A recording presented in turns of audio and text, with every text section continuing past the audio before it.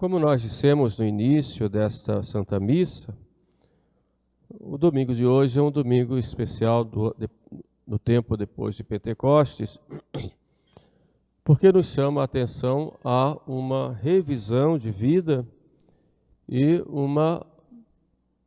um reavivar da graça que nós recebemos no batismo, na confirmação e das graças recebidas na Eucaristia para termos uma vida autenticamente cristã.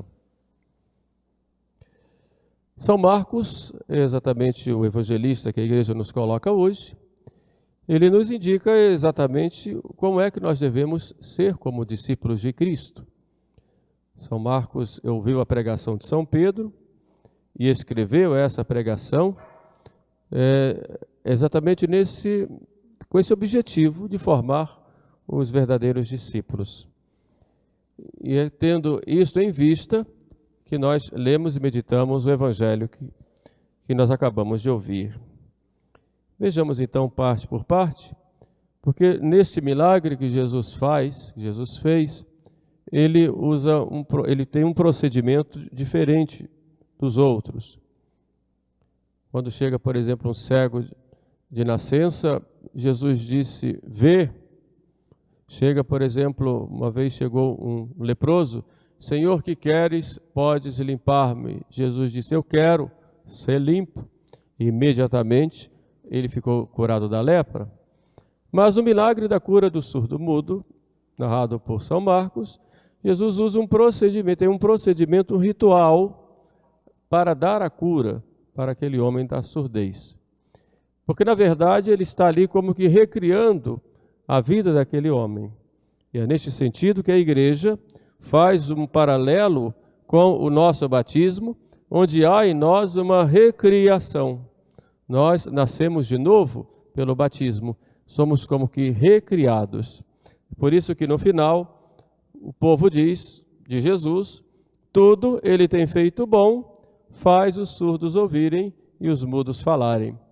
Exatamente repetindo aquilo que o escritor sagrado coloca lá no livro do Gênesis, quando Deus vai criando todas as coisas, a luz, o sol, a lua, as estrelas, a terra, o mar, os animais, etc. Ele vai dizer, e Deus viu que tudo era bom, que tudo fez bem. E aqui então repete aquela mesma frase do Gênesis, porque nesse momento, esse milagre é não só um milagre real e físico, mas tem algo muito maior que Deus quer fazer em nós, fez aquele surdo e quer fazer em nós, recriando em nós, dando-nos uma nova vida, a vida da graça. Vejamos então como é que Jesus age na cura deste surdo-mudo. Estava Jesus ao norte, na região da Decápole.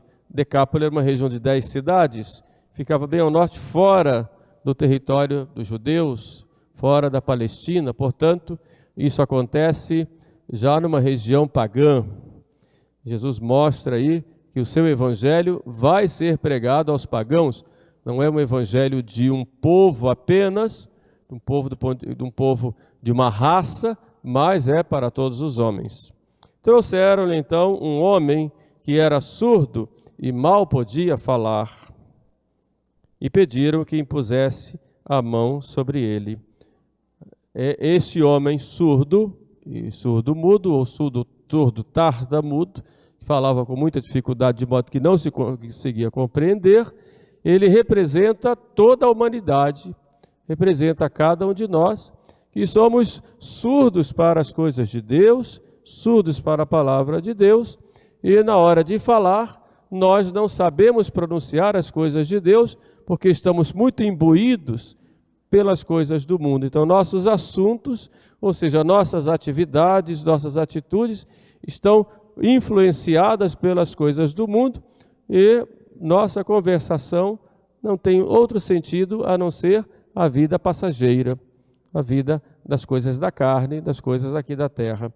Então, esse homem representa cada um de nós e representa a humanidade antes de conhecer a Cristo, antes de ter esse contato com o nosso Senhor. Assim nós somos surdos e falamos mal, ou somos mudos, ou seja, surdos no sentido de que nos fechamos à graça de Deus, nos fechamos à ação de Deus na nossa vida, e somos surdos exatamente por quê? Porque nossas atividades estão muitas vezes voltadas para aquilo que nós chamamos de tríplice concupiscência, que é a concupiscência da carne, concupiscência dos olhos, soberba de vida. Em palavras mais simples, estamos mais imbuídos da sede do poder, de queremos estar acima de tudo e acima de todos, e queremos atrair a todos para nós, como se fôssemos o centro das atenções, o centro de tudo. Isso nas nossas palavras, isso nas nossas atitudes, como falamos semana passada, né? Eu sempre tenho razão, eu sou o melhor, as pessoas aqui não me entendem, as pessoas não me compreendem, não sabem do meu valor. Então essa atitude orgulhosa é característica desta concupiscência que nós chamamos soberba de vida, a sede de poder, é ser como Deus. A tentação que o demônio fez a Eva, né? Se comerdes o fruto, sereis deuses. E os dois caíram exatamente porque quiseram estar acima do bem e do mal. Isso tapa os nossos ouvidos. Isso impede de que nós falemos corretamente. Mas há uma segunda concupiscência, que é a sede de prazer, que nos inebria, que nos deixa embriagados, mais cuidadosos com as coisas imediatas. A sede de prazer nos leva muitas vezes à impulsividade, a tomarmos atitudes mais voltadas para as coisas que nos causam o prazer momentâneo, sem pensarmos nas consequências de tudo isto, e que vamos aos poucos nos escravizando, caímos nos vícios, quaisquer que sejam, exatamente porque por causa dessa sede de prazer. O prazer é algo bom, porque tudo que Deus fez é bom, mas ele existe em função de alguma coisa, que é muito maior do que ele.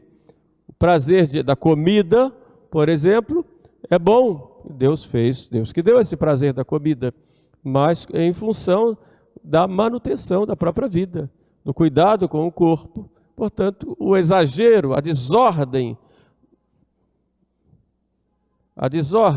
nessa questão do prazer nos leva ao pecado. Assim também a desordem no sono, que leva à preguiça, a desordem dos pecados contra a castidade, que leva à própria desordem interior com relação à própria vida, a vida pessoal, com relação à vida de família, com relação ao matrimônio e tudo mais. Ou seja, sede desordenada de prazer nos tapa também, não só os ouvidos e a boca, mas até os olhos, e fecha o nosso coração para coisas mais sublimes. Então Deus colocou uma ordem nas coisas e nós desordenamos. Então sede desordenada, né? A sede desordenada também de bens materiais, que são necessários para a nossa vida, mas como meios e não como fim. Então tudo isto fecha o nosso coração ou tapa os nossos ouvidos para que nós não deixemos que Deus penetre com a sua graça, com o seu amor, para nos santificar. Este homem, então, surdo-mudo, é aquele que está entregue, como disse, é a humanidade e cada um de nós que está entregue a essa tríplice concupiscência. Mas trouxeram a Jesus. Como nós também temos o nosso encontro com Jesus em algum momento das nossas vidas. E o que é que Jesus faz? Aquele homem estava no meio da multidão. Aqui começa o ritual que Jesus vai usar. Levando-o à parte, Jesus pega a pessoa sozinha, porque a ação da graça, ela é individual. Eu posso estar falando, estou falando com todos vocês, mas a ação da graça é para cada um em particular. E cada um em particular vai dar a sua resposta à graça. Minhas palavras são mecânicas, estou pronunciando mecanicamente e fruto daquilo que eu creio e que está na minha vida e no meu coração e no coração da igreja. Mas se a graça não vai a cada um de vocês para tocar individualmente, o que eu falar vão ser palavras ao vento. Por isso a ação da graça toca de modo diferente em cada um. Jesus então pega o homem à parte. Mas São Marcos vai longe da multidão. Aí está o segredo dessa narrativa, dessa narração de São Marcos, longe da multidão. Ou seja, quando Deus vai agir nas almas, Deus age no silêncio. Deus não age no barulho, na confusão. Deus tira. Por isso nós vemos muitas vezes nosso Senhor falar para os apóstolos: venite se orsum, quer dizer, vinde sozinhos comigo. E os levava para o monte e lá ficavam muitas vezes noites em oração, e lá Jesus falava a eles do reino de Deus. Ou seja, nós precisamos, se queremos realmente ter vida espiritual, que temos que buscar o silêncio interior, quero dizer. As coisas do mundo muitas vezes nos afastam, então estamos envolvidos com tantas coisas no dia a dia. Nós precisamos, de vez em quando, deixar tudo e ficarmos quietinhos para termos o nosso encontro com o nosso Senhor, para conversar com Ele, para nosso momento de oração, de meditação, de leitura espiritual, de silêncio. A sociedade hoje é muito barulhenta, as pessoas não conseguem fazer silêncio em lugar algum.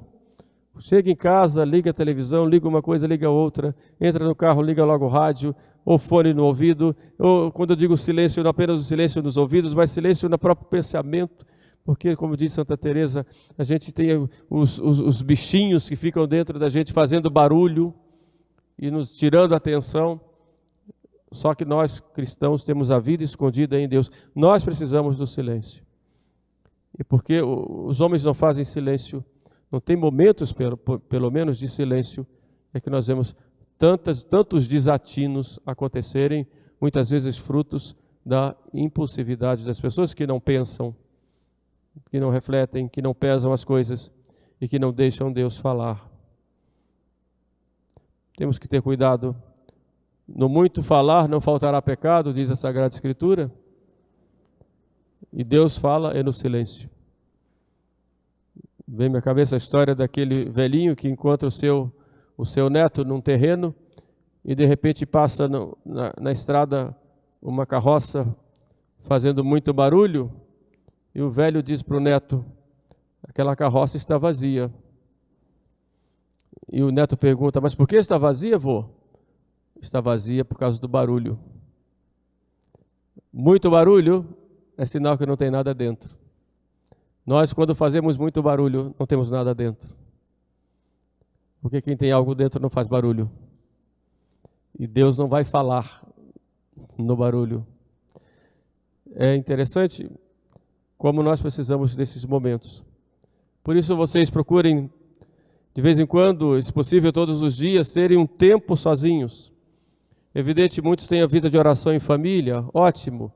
Mas que, em particular, tenham aquele tempo em que fiquem quietinhos e que possam, a sós, conversar com Deus. Vá lá para o seu quarto, pegue o texto sozinho, vá rezar, medite um dos mistérios do Rosário, se não quer meditar todos, mas medite. Então pegue lá a Sagrada Escritura, o Evangelho, leia, veja o que Jesus está dizendo ali, veja as atitudes de Nosso Senhor, leia, medite um pouco. Se tem dificuldade, pegue a história sagrada, vá lendo. Aquilo Nosso Senhor vai usar como instrumento, como meio de transmitir a sua mensagem para que você mude de vida ou seja melhor. O importante é que vá enchendo-se de Deus, alimentando-se de Deus, e com esse alimento Deus vai agir. Porque Deus quer a santificação de cada um. Mas é preciso, para ter vida interior, esse momento a sós com Deus. E o que é a vida interior? A vida interior é a vida em Jesus Cristo. A vida na união com o nosso Senhor, na medida em que nós conhecendo nós amamos, amando nós imitamos. Isso é ter vida interior. E quando Jesus chama aquele homem para longe da multidão, é porque é aí que ele vai agir para que aquele homem tenha vida interior. É assim que nosso Senhor age em nós. Então, conhecendo, amar, amando, viver, imitar. Esse é o programa de vida de todo aquele que é cristão, de todo aquele que é católico. Mas vejamos o que é que Jesus vai fazer mais. E tudo é muito claro, e tudo muito significativo. Então, como eu disse, Jesus leva o homem à parte, longe da multidão, e pôs os dedos nos ouvidos dele. O dedo, na Sagrada Escritura, é símbolo do Espírito Santo. Nós vemos na liturgia o canto do Veni Creator, né? Digitus paterne dextere. O Espírito Santo é o dedo da mão direita do Pai. É aquele que molda a imagem. A gente vê, por exemplo, quando vai fazer um vaso, o oleiro, né? Vai com os pés movendo lá o pedal e com os dedos ele vai fazendo lá o vaso, né? Então, quando quer fazer uma imagem, ele vai esculpindo e com o dedo no barro, ele vai dando a forma. Então, esse dedo é o símbolo do Espírito Santo, que Deus vai nos moldando, vai nos dando a verdadeira forma, a imagem de seu Filho, Jesus. E quem faz essa imagem do Filho em nós é o Espírito Santo. Por isso Cristo vai no ouvido daquele homem e coloca lá o dedo. E colocou os dedos nos ouvidos dele. Agora vão se abrir e toca a língua com o dedo também, com a saliva. A saliva sempre foi visto como um remédio, né? E tem um poder de cura, né? A Sagrada Escritura coloca isso. Então, quando Jesus coloca lá a saliva, quer dizer, a cura que Cristo vai dar para aquele homem, para que aquela língua possa falar corretamente, mas vai falar o que? Aquilo que Jesus quer. Porque a saliva de Jesus toca naquela língua, então é como se Jesus estivesse dando o próprio Espírito para ele. E ele vai começar a falar corretamente, mas vai falar aquilo que Jesus quer. Vai falar as palavras de Jesus. E como nós sabemos que a igreja é Jesus na história, então ele vai falar aquilo que Jesus fala, seja no Evangelho, seja através da igreja que nos expõe o Evangelho. Mas naquele momento Jesus levanta os olhos para o céu e suspirou e disse: Éfeta, isto é, abre-te. Quer dizer, é a graça de Deus que vai agir em nós. É muito importante nós termos bem claro isso, porque quando há uma conversão, por exemplo, as pessoas procuram fazer o seu esquema de vida espiritual. Então, padre, eu me converti, eu agora estou rezando o texto todos os dias, estou lendo tais livros, estou com o meu programa diário, me levanto tal hora, faço tal coisa, trabalho, estudo, etc. Vou dormir tal hora, paro tal hora para rezar o texto, paro tal hora para rezar, fazer tal coisa, enfim. Faz um programa, vou fazer tal penitência, quer dizer, faz todo um programa de vida espiritual, muito bonito e com reta intenção, eu acredito. Mas não conta com uma coisa, que é a graça. A graça de Deus, que vem ali. Sem a graça de Deus é só um programa. E muitas vezes a pessoa, logo depois da conversão, experimenta, por causa desse programa, muitas vezes, e é necessário fazer, o próprio diretor espiritual manda fazer, a pessoa começa a ver pecado em tudo. E se transforma em alguém que está com uma lupa, achando que pecou a todo momento. Isso leva a um desespero, porque tudo é pecado. É um escrúpulo. Perde Por isso o escrupuloso tem que ser obediente ao confessor. Isso não é pecado, pode fazer. Isso aqui sim. Porque se não tem essa obediência, começa a obedecer a si próprio e o demônio pega com suas armadilhas e a pessoa daqui a pouco fica desesperada e daqui a pouco tudo é pecado, vai dizer que nada é pecado. Lutero, por exemplo, era um escrupuloso. Tudo era pecado e de repente ele disse que nada é pecado, pode pecar à vontade. Compreenderam? Por quê? Porque nós fazemos todo um programa de vida espiritual como se fosse nosso, como se a santificação dependesse unicamente de nós. Mas, na verdade, a graça que age. O que é que nós fazemos? Nós como que limpamos o nosso terreno, tiramos o entulho, os animais peçonhentos, limpamos, tiramos os espinhos, o mato, etc. Aramos a terra, plantamos, mas se não vem a chuva, não adianta, não vai brotar nada, não vai dar fruto. Assim na nossa vida, nós temos que fazer a nossa parte. Todo esforço possível temos que fazer, mas sabendo que isso é apenas cuidar do terreno, porque a chuva e a graça, Deus é quem manda. Então temos que ter humildade e sabemos que sem a graça de Deus, nós não somos nada. É exatamente isso que São Paulo vai nos dizer na epístola. Pela graça de Deus sou o que sou, e a graça de Deus não foi estéril em mim. E no outro lugar, na mesma epístola aos Coríntios, quando ele fala das grandes tentações que ele sofria, e ele teve como um demônio que me esbofeteia, era para ele uma humilhação, mas ele dizia, para eu não me ensoberbecer, há um demônio que me esbofeteia. A gente não sabe o que é. De qualquer forma, era algo que o fazia sofrer. Ele fazia sofrer. E ele pede a Jesus, Jesus disse, não, basta-te a minha graça. Porque é na fraqueza humana que se manifesta o poder da graça de Deus. Ou seja, nós temos que contar com a graça de Deus, sempre. E temos que fazer a nossa parte. Por isso Cristo olha para o alto e diz, éfeta, isto é, abre-te.